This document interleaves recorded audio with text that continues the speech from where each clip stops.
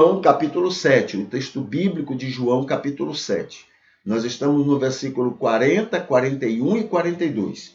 O texto diz assim: então muitos da multidão, ouvindo esta palavra, diziam: verdadeiramente este é o profeta. É o proclamador, é o enviado de Deus. Outros diziam: este é o Cristo. E outros diziam: por acaso veio o Cristo da Galileia? Esse é Galileu. Era uma coisa menosprezada, né? Próprio do judaísmo.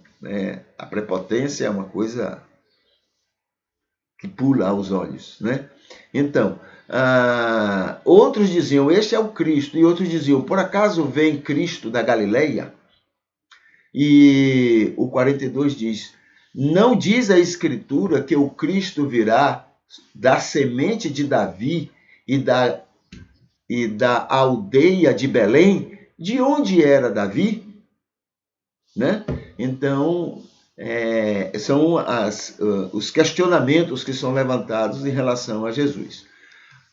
Agora o que a gente chama a atenção, quando João fala sobre muitos, a gente tem que fazer. Muitos estavam ali discutindo sobre isso, muitos creram, muitos entenderam que ele era o profeta. É uma maneira de falar do João evangelista. Este é o profeta. Que profeta eles estão falando? Sobre o Cristo, o Salvador espiritual, ou sobre o líder político libertador que eles estavam esperando? O líder político espiritual, o líder político que eles estavam esperando. Israel não tinha ideia sobre a questão espiritual. O negócio deles era o existencial, o que estava acontecendo. Justificativa para não crer. Pronto. Para não crer, quando você não tem a fé dada por Deus, então você mesmo cria os argumentos para não crer em alguma coisa. E Jesus falou isso várias vezes, inclusive no capítulo 6 de João. Vocês dizem que creem ou querem crer, vocês dizem essas coisas a meu respeito, mas no fundo, vocês não querem, ou não conseguem, não podem. Por quê? Para crer em Jesus é preciso se submeter ao convencimento do Espírito.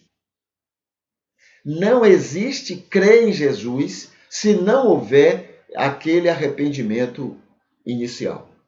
Tá? Porque é a partir desse novo nascimento que cada um recebe a fé que Deus planta na pessoa.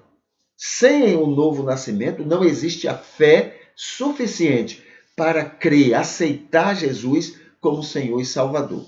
Ou, no mínimo, para passar pelo novo nascimento. Porque eu gosto de lembrar sempre que no Antigo Testamento ninguém sabia quem era Jesus, mas eles se submetiam ao convencimento do Espírito e eram salvos. Eram convertidos pelo Espírito, mesmo sem conhecer sobre Jesus.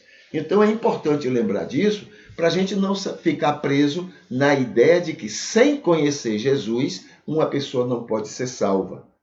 Está errado. No Antigo Testamento, todos foram salvos sem saber quem era Jesus.